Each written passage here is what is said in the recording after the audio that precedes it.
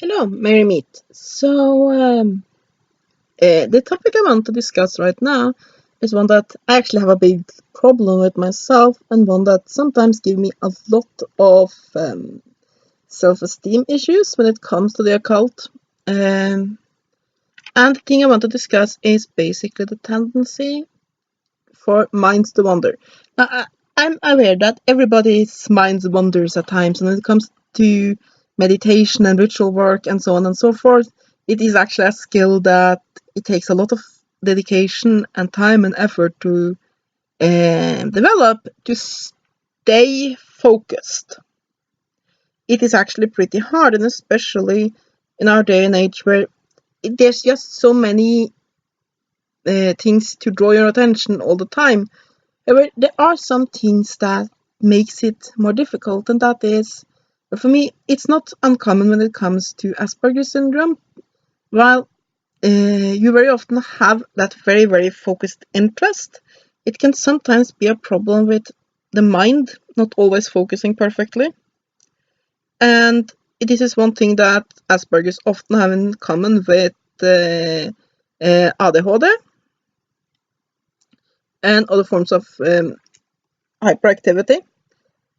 And there's also several other diagnoses that has this, and I basically wanted to discuss, well, those of us that have these diagnoses and what you should do as an occultist, because sometimes it's very easy to feel very inadequate because it's so hard.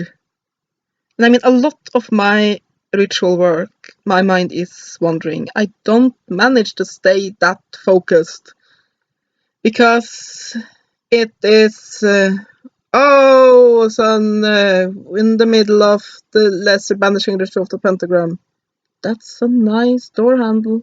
I wonder how door handles are made. Focusing back. And I mean, everybody has this problem. It's not uniquely to people that has the issues that I do.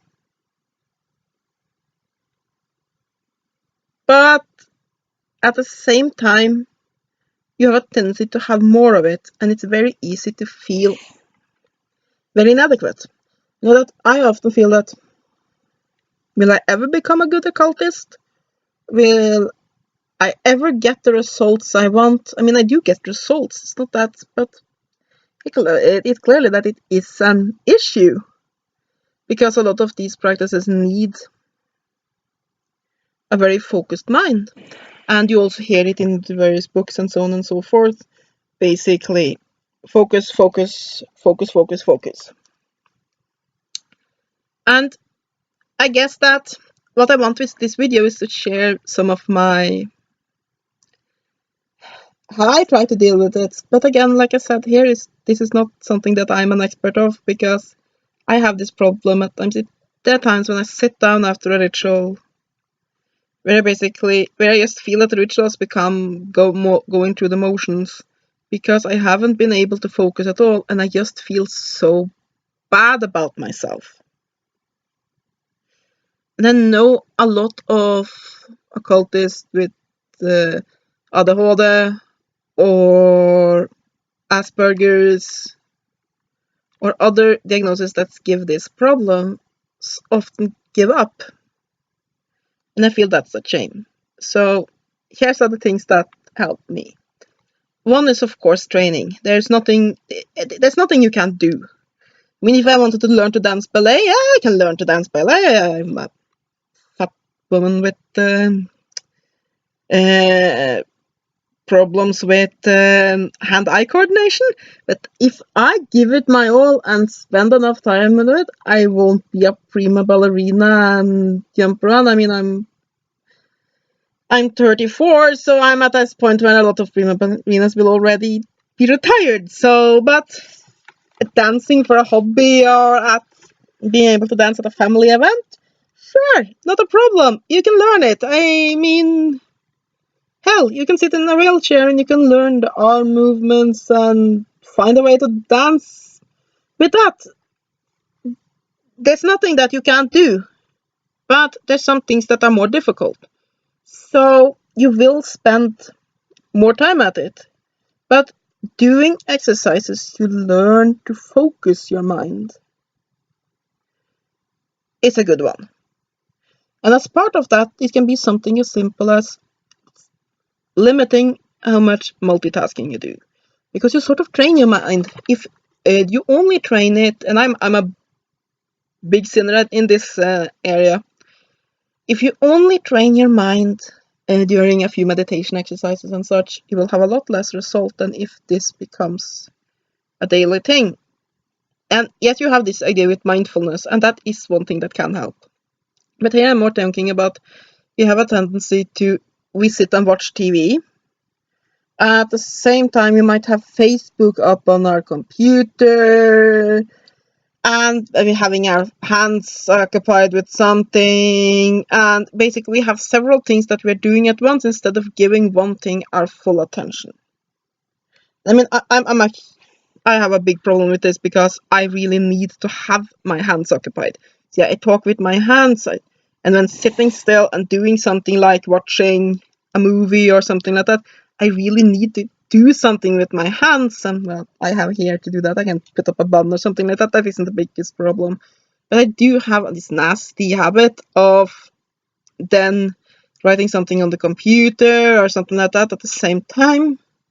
And that's a problem because then you sort of uh, get your mind used to wandering. You get it used to not focusing on the thing that's right in front of you. So doing that as little as possible actually helps.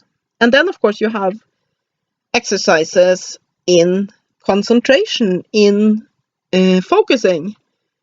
For example, one good one is that basically you take one feature of your room. It can be a vase on a shelf or a picture. Basically, start with something fairly simple. The shape of the windows, whatever.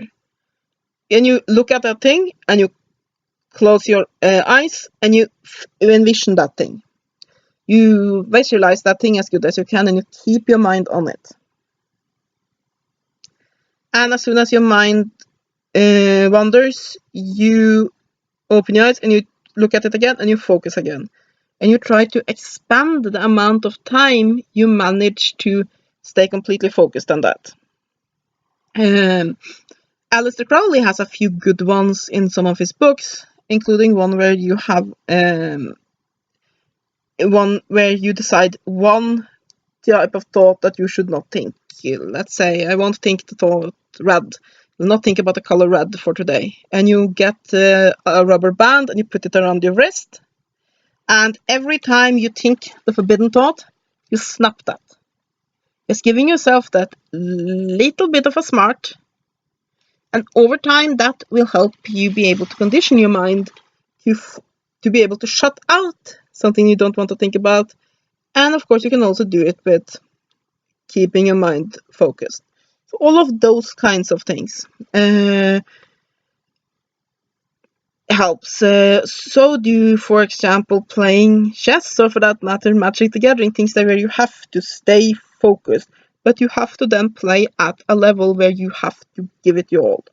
If you play with somebody that's a lot weaker than you in the game, so that you don't have to really focus, it won't help. Basically, doing activities where you are fully immersed. Basically, the more you focus your mind, the easier it will be to focus it. So that's ways that you can train to better this. And of course, you can also do magic to basically ask for help in this. Like I said, mindfulness training can also be very beneficial. But that's a whole subject of its own. So yeah, meditation helps. But when this is a problem, and sometimes you have to live with that problem. And I think that a very, very, very big helpful thing is to at the time accept that this is how it is. One of the most important things I learned from my teacher was to accept something as good enough. Because I find that sometimes I begin to do, for example, the lesser banishing ritual of the pentagram. and my mind starts to wander, and I mess something up. And then my mind freezes, and I think I'm so horrible at it, it's terrible, I suck. And then I don't manage to give it my all the rest of the ritual, because I'm always thinking I'm horrible at it, I'm suck, I'm never going to be good at it, and you get all those negative thoughts instead of just accepting it. Well, I have an issue with this area, and I will be doing as good as I possibly can. And as long as I can say at the end of the ritual, I have done as good as I can, then you will be happy with that.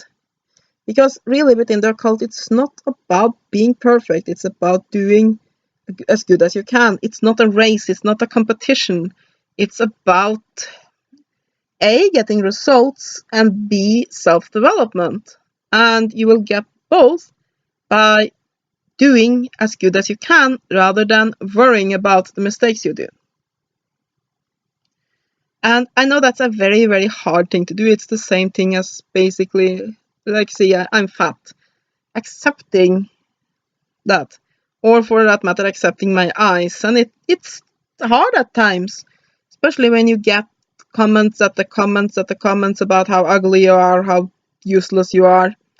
It is hard to accept the flaws you have. But unless you're going to live a miserable life, you sort of have to. And it's the same thing within the occult, that if you happen to have a diagnosis that gives you a challenge at a certain area, of course, you shouldn't use it as an excuse. The difference between an excuse and basically having an understanding with yourself that I have an issue here, so I have to be somewhat patient with myself, is that if an excuse says, well, I have a problem, so I won't give an effort. Saying, well, I have a problem here, so it might go a bit slower for me. That is accepting that you have an issue and then working with that issue. Like I said, do exercises or try to develop it. And you will be better, but you might not be perfect. And part of self-development is accepting that you might not be perfect.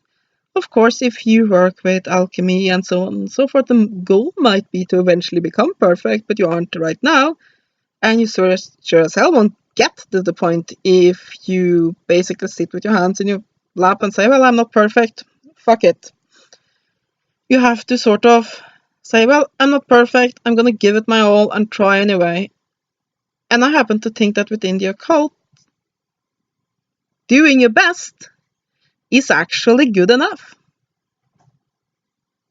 So yeah, I mean, everybody has this problem, but some of us have it a bit more, and then it is very easy to become discouraged. And I think it's actually more of a problem, that discouragement, than the lack of focus itself.